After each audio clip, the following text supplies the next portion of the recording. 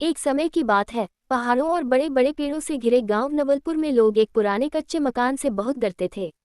कहते थे, वहां बूढ़ी डायन रहती है, रात को काले बादल उसके घर के ऊपर आ जाते हैं। लेकिन असलियत क्या थी, कोई नहीं जानता। गांव के बच्चे उस घर का नाम लेते ही कांप जाते। किसी को रात में अजीब चमक दिखती, किसी को हवा में फुसफुसाहट सुनाई देती। गांव वालों के बीच बस एक ही नाम चलता, भयानक बूढ़ी डायन। कोई भी उस ओर नहीं जाता। पर कहानी धीरे धीरे नए मोड़ लेने वाली थी। गांव के 3 सबसे जिज्ञासु बच्चे थे, आरुष, तन्वी और किशन। एक दिन सब खेतों के पास खेल रहे थे कि अचानक दूर से धुआं उठा। तन्वी बोली, ये धुआं तो डायन वाली झोपड़ी की तरफ से आ रहा है। किशन डर गया, लेकिन आरुष बोला, डर से अच्छा है सच्चाई देखना। चलो थोड़ा करीब से देखते हैं। और तीनों चल पड़े उस दिशा में। झोपड़ी जर्जर थी, दीवारें टूटी हुई, छत से सूखे पत्ते लटक रहे थे। अंदर हल्की नीली रोशनी चमक रही थी। कड़ाही उबलने की आवाज आ रही थी। अचानक धड़ाम, अंदर से कोई चीज गिरी। तीनों बच्चे चौंक गए। फिर किसी की खरखराती आवाज आई, कौन है वहां? एक झुकी हुई, पतली दुबली, सफेद बालों वाली बूढ़ी औरत बाहर निकली। उसकी आंखों में हल्की नीली रोशनी थी। बच्चों ने उसे देखते ही एक कदम पीछे हटा। वो बोली, क्यों आए हो मेरे घर? किशन डर के मारे कांपते हुए बोला, हम वो देखने आए थे कि आप डायन हो या नहीं।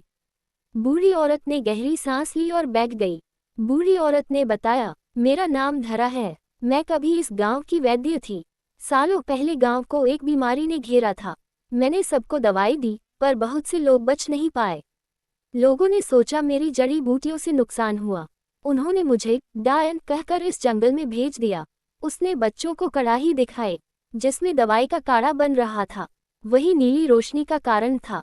बच्चों को यकीन नहीं हुआ कि लोग कितने गलत था।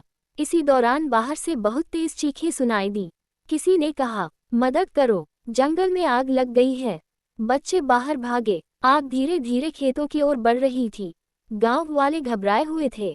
धरा ने एक नजर देखा और बोली, ये आग साधारण नहीं, इसे रोकने के लिए खास जड़ी बूटी का धुआं चाहिए। कोई भी उसकी बात सुनने को तैयार नहीं था, क्योंकि सब अभी भी उसे डायन समझते थे। आरुष बोला, हम आपकी मदद करेंगे दादी। तन्वी और किशन भी उसकी बात पर तैयार हो गए। धरा मुस्कुराए, ठीक है, जल्दी करो, ये सभी जड़ी बूटियां लाओ।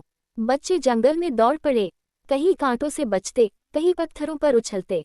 आग की गर्मी दूर तक महसूस हो रही थी। वो जड़ी बूटियां लेकर वापस पहुंचे। धरा ने कड़ाही में सब डालकर विशेष धुआं तैयार किया। धरा ने बच्चों को मिट्टी से बने मास्क पहनाए। फिर बोली, ये धुआं आग को फैलने से रोकेगा, बस इसे हवा की दिशा में छोड़ना है। चारों धुआं लेकर आग की ओर बढ़े। हवा गर्म थी, पेड़ चटक रहे थे। धीरे धीरे धुआं फैलना शुरू हुआ और कुछ ही समय में लपटें शांत होने लगी। कुछ देर बाद घाटी में हल्की बारिश होने लगी। आग पूरी तरह बुझ गई। गांव बच गया। गांव वाले दौड़कर बच्चों और धरा के पास आए। सरपंच बोला, तुमने हमारी जान बचाए और हम अब तक तुम्हें डायन कहते रहे। धरा की आंखों में आंसू आ गए। अगर तुम लोग विश्वास करो तो मैं फिर से वैद्य बनकर मदद करना चाहती हूँ। गांव वालों ने हाथ जोड़कर माफी मांगी। धरा अब गांव की वैद्य बन गई। बच्चे हर दिन उसके पास जाकर जड़ी बूटियां सीखते। उस पुरानी झोपड़ी को ठीक कर दिया गया और अब वह डर का नहीं, इलाज और दया का स्थान बन गई। गांव नवलपुर में कभी फिर किसी बूढ़ी डायन की अफवाह नहीं चली। सब जानते थे, जो सच है वही ताकत है। अफवाहें हमेशा सच नहीं होती। हर इंसान को समझने का एक मौका देना चाहिए।